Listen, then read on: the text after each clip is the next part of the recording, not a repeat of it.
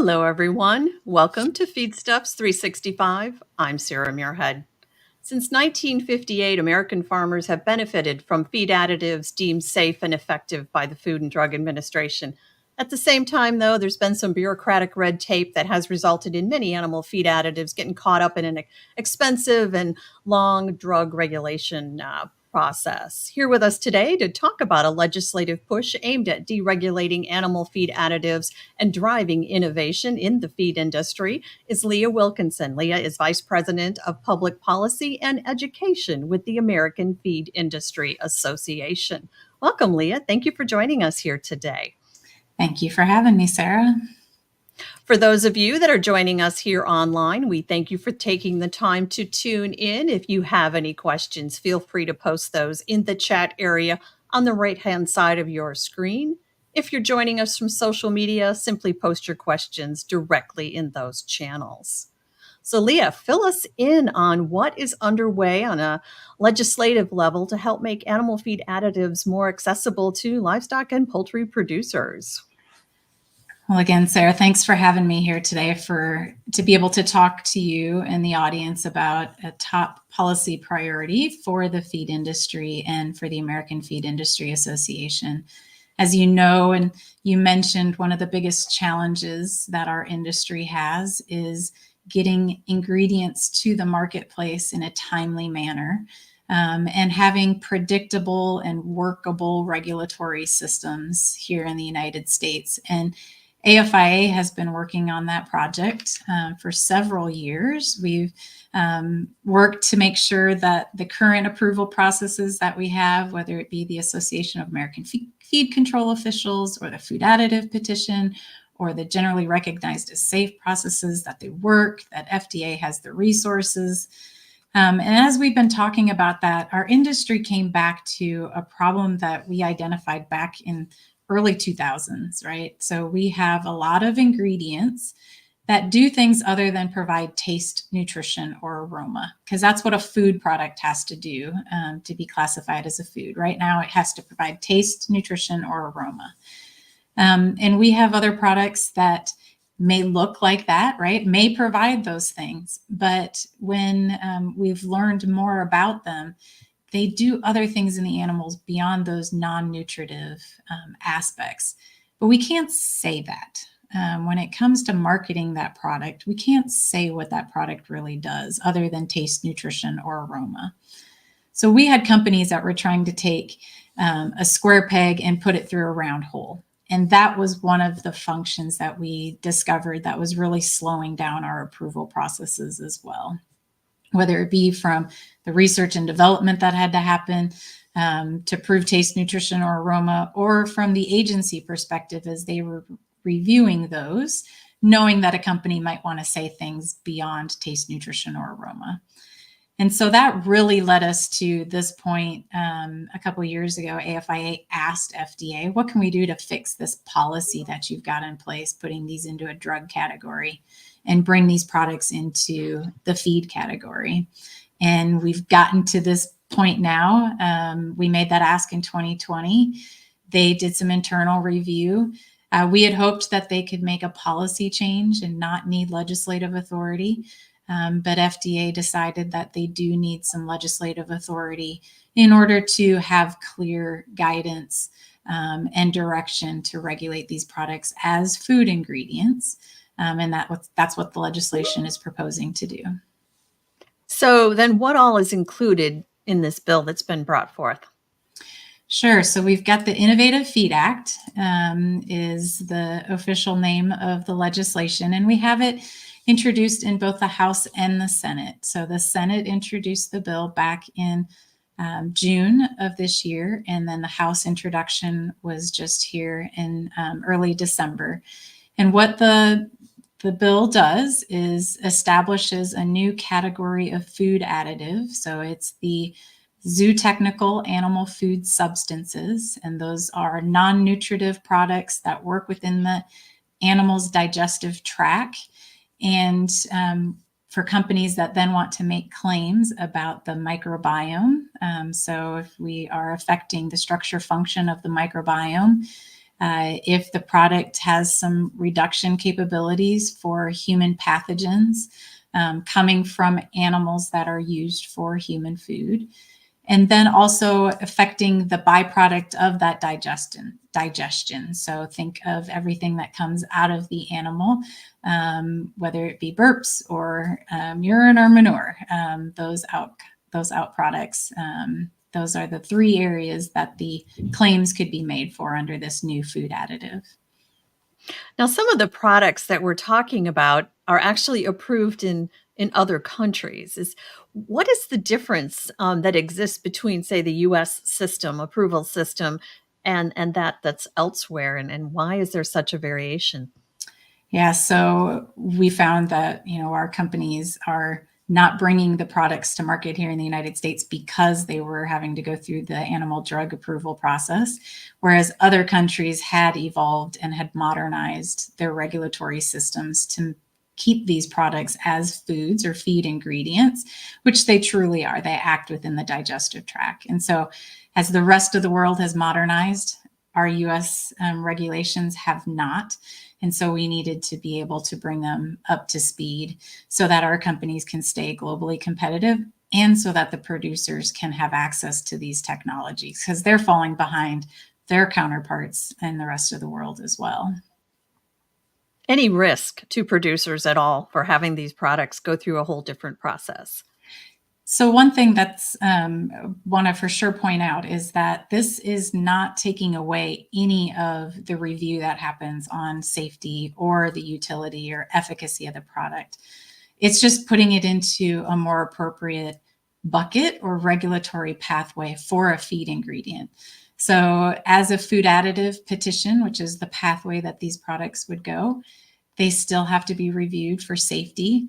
The safety to the animal and safety to you and I who are consuming the meat, milk, or eggs that come from these animals. And so that safety review is still there. And same as does the product really work? So that's the other hurdle that has to happen for any feed ingredient as it goes through. Those have to be reviewed to make sure that the product works, so that when the label says it's doing one thing, the producer has the assurance that that product is really going to meet that label claim. Now, AFI, of course, is supporting this legislation, but there's also a number of other groups within animal agriculture that are also putting their support behind that. Can you give us kind of frame that up for us on some of these other groups and who they might be? Yeah, so we have been working with other associations in Washington, D.C., the National Grain and Feed Association, National Council of Farmer Cooperatives, National Milk Producers Federation. We have many other associations that are working there at the national level and state level. So we had a stakeholder letter that was completed back in June when the bill was introduced, and we had 135 other associations and companies supporting it. We currently have that letter open right now, asking for more signatures on it, and I think we're up to about 180 something. So we've added to our total as we've been talking about this legislation and trying to have people be aware for the need and why we need this in the feed industry, why the producers need access to these technologies so that we can keep meeting our goals. So you've been spending some time up on the Hill talking with lawmakers about the bill. What's the likelihood of it passing, and what might that time frame look like? Well, last summer, we were able to get the legislation included in another legislative vehicle that was moving in the Senate. Ultimately, if you've been paying attention to Congress and what's been happening, ultimately in September, when that piece of legislation needed to get passed, they pulled out all of the amendments that had been offered on it. So it was only the base text of legislation that went forward. Our amendment was pulled out. We're hoping that there is another legislative vehicle like that could move at any time when Congress decides to take something forward.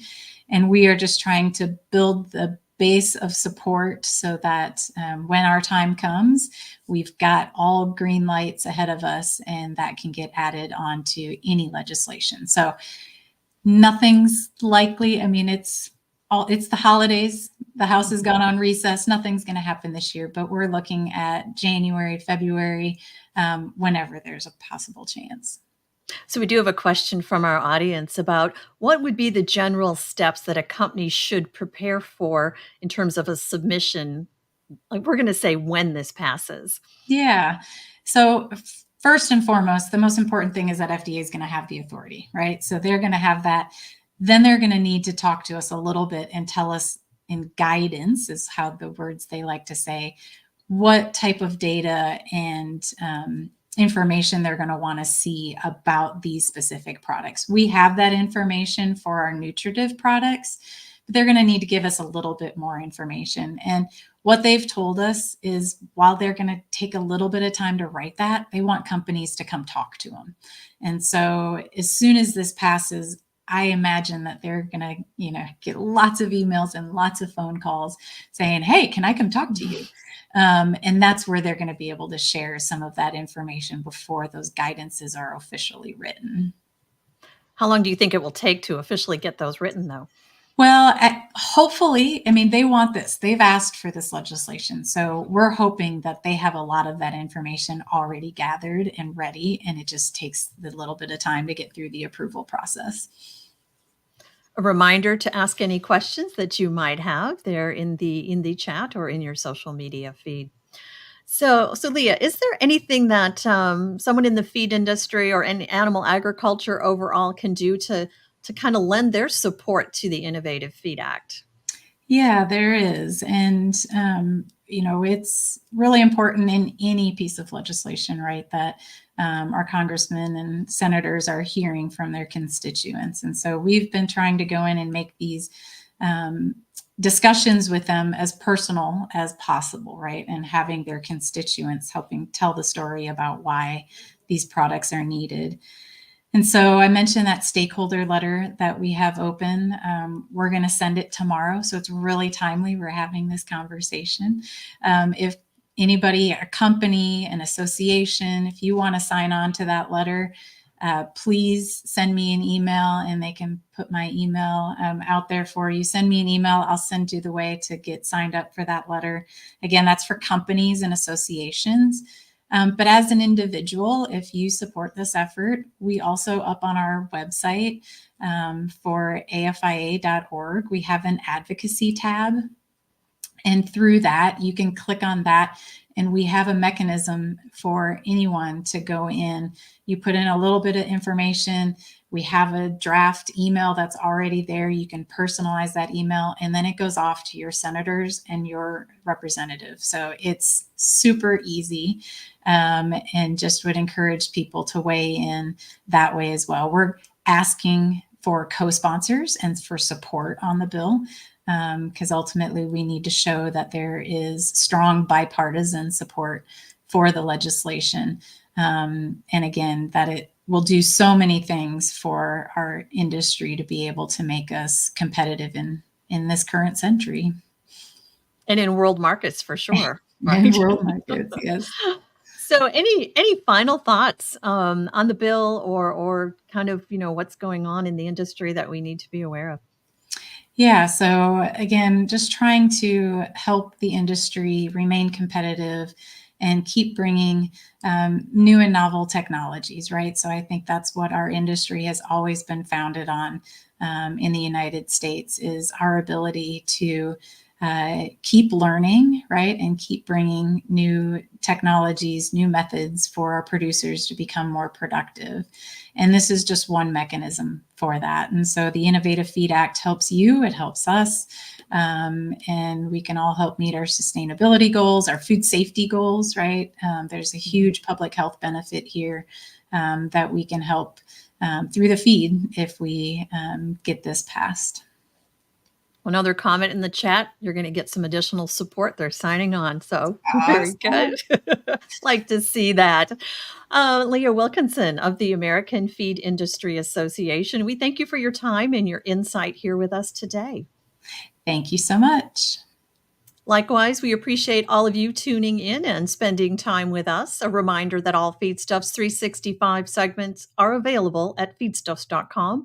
Simply go to the Feedstuffs 365 tab in the nav bar and click there, and you can watch whatever you like or share it as well. Until next time, for Feedstuffs 365, I'm Sarah Muirhead.